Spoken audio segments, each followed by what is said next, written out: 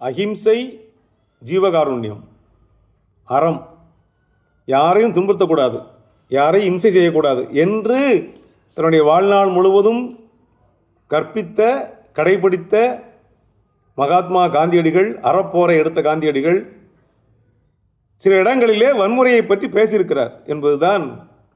மகாத்மா காந்தி கொலை செய்ய சொல்லியிருக்கிறார். மகாத்மா காந்தி கொலை செய்ய சொன்னாரா? ஆம். மகாத்மா காந்தி சொன்ன கொலை அந்த கருணை கொலை. நோயினால் துன்பப்பட்டிருக்கிற ஒரு கன்றுக்குட்டியை பார்த்து, அது படுகிற வேதனையை பார்த்து, இதுக்கு உயிரும் போகவில்லை, ஆனால் வேதனையும் தீரவில்லை, துன்பமும் தீரவில்லை, தெளிவும் அடையவில்லை, இதற்கு என்ன வழி என்றும் தெரியவில்லை, அது படுகிற பாட்டை என்னால் பார்த்து கொண்டிருக்க முடியவில்லை, என்னால் சகிக்க முடியவில்லை, இதற்கு பதில் பேசாமல் அது அந்த ஆன்மா தேவனிடத்தில் போய் சேர்ந்து விடலாம்.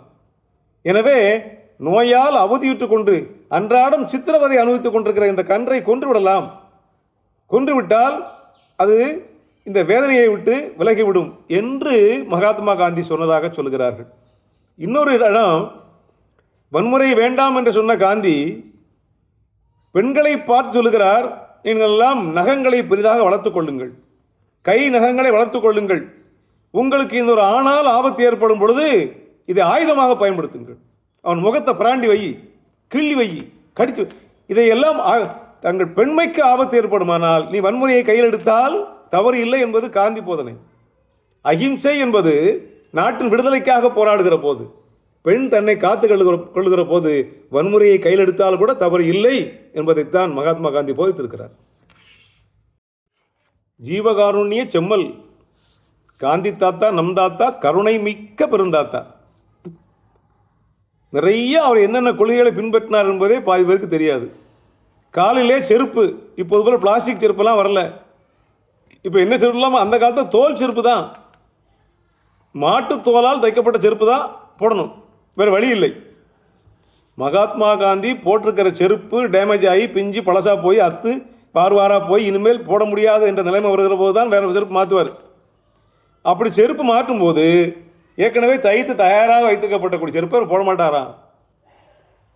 ஏனென்றால் அது உயிரோடு இருக்கப்பட்ட மாட்டின் தோலை உரித்து கூட, அல்லது உணவுக்காக அடிக்கப்பட்ட மாட்டை தோலை உரித்து கூட செருப்பு செய்ய முடியும் என்பதால் ஒரு மாடு இயற்கையாக இறந்திருக்கிறது என்று கேள்விப்பட்டால் அந்த மாட்டின் தோலை மட்டும்தான் பயன்படுத்தி செருப்பு போடுவார். ஒருவேளை மாடு எதுவும் இறந்த மாடு கிடைக்கவில்லை என்று சொன்னால் செருப்பு இல்லை. சரி, மாடு இயற்கையாக இறந்தது என்று சொன்னால் அந்த இடத்துக்கு மகாத்மா காந்தி நேரடியாக போய் அந்த மாடு எப்படி இறந்தது, நோய்வாய்ப்பட்டு வயதாகி அப்படித்தான் இறந்ததா, அதுக்கு இயற்கை மரணம் தான் வந்ததா என்பதையெல்லாம் அலசி ஆராய்ந்து உறுதி சொன்ன பிறகுதான் அவருக்கு செருப்பே தைக்கப்படும். இதையெல்லாம் நாம் படிக்கிற போது ஜீவகாருண்யம் என்றால் என்ன என்பதையெல்லாம் புரிந்து கொள்ள வேண்டும். காந்தி என்றால் யார், காமராஜ் என்றால் யார், சாஸ்திரி என்றால் யார், நேரு என்றால் யார், இதையெல்லாம் புரிந்து கொள்ளாமலேயே இருந்தால் யாரையாவது தூக்கி வைத்துக் கொண்டு ஆடிக்கொண்டிருப்போம், அவ்வளவுதான். மகாத்மா காந்தியின் மன வலிமை என்பதை விட மன ஒருமை, மனதை ஒருமைப்படுத்துறது, கான்சன்ட்ரேஷன். இன்றைக்கு மாணவர்களுக்கோ மற்றவர்களுக்கோ இல்லாமல் போவது அந்த கான்சன்ட்ரேஷன் தான். ஒரே விஷயத்தில் தன் மனதை லயிக்க வைத்து விட்டால், ஆழமாக ஈடுபட வைத்து விட்டால் மற்றவை தோன்றாது. நான் செய்கிற செயலிலே நான் முழு ஈடுபாட்டை செலுத்தினால் சுற்றி என்ன நடக்கிறது என்பது எனக்கு தெரியாது. என் மனம் முழுமையாக அதில் ஈடுபட்டிருக்கிற போது சுற்றி இருக்கிற எதுவுமே தெரியாது. மகாத்மா காந்திக்கு ஒரு கையிலே ஒரு சின்ன புண் காயம், அதை அறுவை சிகிச்சை செய்ய வேண்டும். அறுவை சிகிச்சை செய்வதானால் வலி இருக்கும். அந்த வலி தெரியாமல் இருப்பதற்காக ஒரு ஊசி போடுவார்கள், ஏறத்தாழ மயக்க ஊசி போல். அந்த லோக்கல் இன்ஜெக்ஷன் அந்த இடத்த மரத்து போய்விடும். அந்த இடம் மரத்து போய்விட்டால் உணர்வு இருக்காது, வலி இருக்காது. அந்த ஊசியை போட வேண்டும் என்று மருத்துவர் சொல்லுகிறார்கள். மகாத்மா காந்தி மறுக்கிறார். அந்த ஊசி போட வேண்டாம், நீ கத்தியை வைத்து சர்ஜரி பண்ணு என்றார்.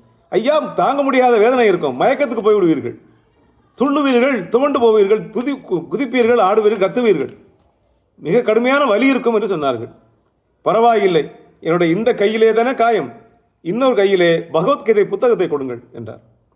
பகவத்கீதை புத்தகத்தை நான் படிக்க தொடங்கி 10வது நிமிடம் நீங்கள் அறுவை சிகிச்சையை தொடங்குங்கள் என்றார்.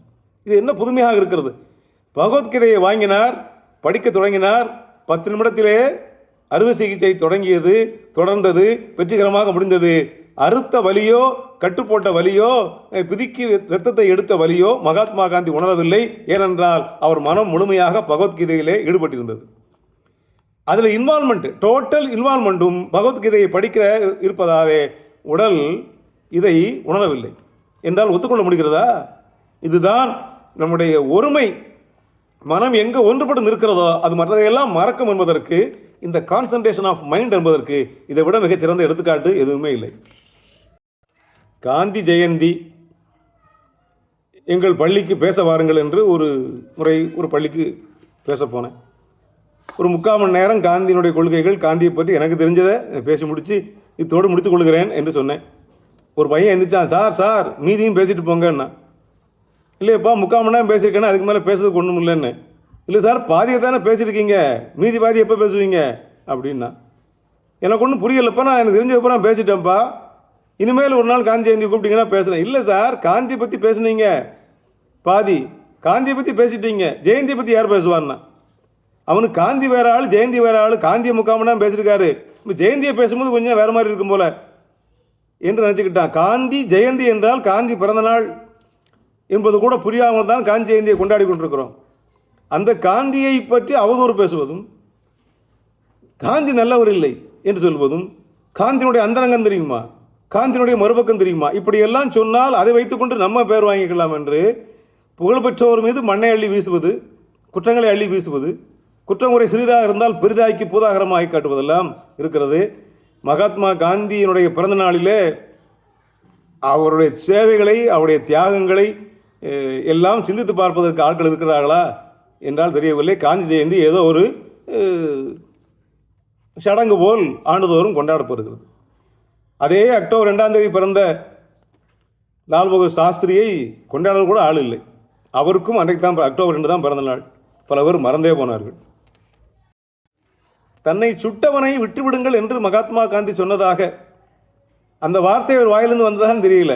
ஆனால் துப்பாக்கி தோட்டா மார்பை துளைக்கிற போது என்ன வார்த்தை வாயில் வரும் மற்றவனுக்கு? ஐயோ அம்மா செத்தேம்மா, ஐயோ சுட்டானேம்மா, ஐயோ போயிட்டானேம்மா, ஐயோ விட்டுறாதேம்மா. ஆனால் துப்பாக்கி 3 முறை மார்பை துளைக்கிற போது மகாத்மா காந்தி சொன்ன வார்த்தை ஹே ராம்.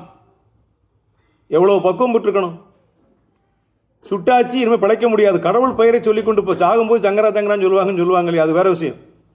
அது வரைக்கும் கடவுளை நினைக்காதவன் அப்போ நினைப்பான். ஆனால் மனம் எவ்வளோ பக்குவப்பட்டிருந்தால் நம்மளை சுட்டு போது ஹே ராம் என்று சொல்லி அவர் விழுந்து சாவார். அந்த மகாத்மா காந்தி பகைவனை மன்னிக்கிற பண்புடையவர் என்பதை அவர் வாழ்க்கையில் நடந்த இன்னொரு நிகழ்ச்சி சுட்டி காட்டுகிறது. ஒரு பூங்காவிலே அவர் உட்கார்ந்து புத்தகம் எடுத்து கொண்டிருந்தார். அப்போது அந்த பக்கம் வந்த ஒரு நல்ல பாம்பு அவர் மீது ஏறி கழுத்தை சுற்றி கொண்டு படம் எடுத்துக்கொண்டு நின்றதான். அவருக்கு அந்த உணர்வே இல்லை. அங்கு வந்த தோட்டக்காரன் அலை எடுத்துக்கொண்டு கம்போடு வந்து ஐயா ஐயா ஐயா பாம்பு என்று சொன்னான். எங்கே என்றார். கழுத்தில் என்றார். இப்போ அவன் விரட்டிட்டு வந்த உடனே பாம்பு இறங்கி ஓடிடுச்சு. இவன் சிறிது விரட்டிகிட்டே போனால் பாம்பு தப்பிச்சு போயிடுச்சு. இந்த செய்தி கேட்டு எல்லோரும் வந்தாங்க, பத்திரிக்கையாளர் வந்தாங்க. ஐயா பாபுஜி உங்கள் கழுத்தில் பாம்பு இருந்தது எப்போ உங்களுக்கு தெரியும்னு கேட்டாங்க. இந்த அவன் கத்திக்கிட்டே வந்தாலும் அப்போ தான் தெரியும், அது வரைக்கும் தெரியலை, நான் படித்து கொண்டிருந்தேன் என்றார். உங்கள் மீது பாம்பு இருக்கிறது என்ற செய்தி தெரிந்தவுடன் உங்களுக்கு என்ன எண்ணம் தோன்றியது? அடுத்த கேள்வி. மகாத்மா சொன்னார், இந்த பாம்பு என்னை கடித்து விடக்கூடாது என்று நினைத்தேன் என்றார். ஏன் என்று கேட்டார்கள்.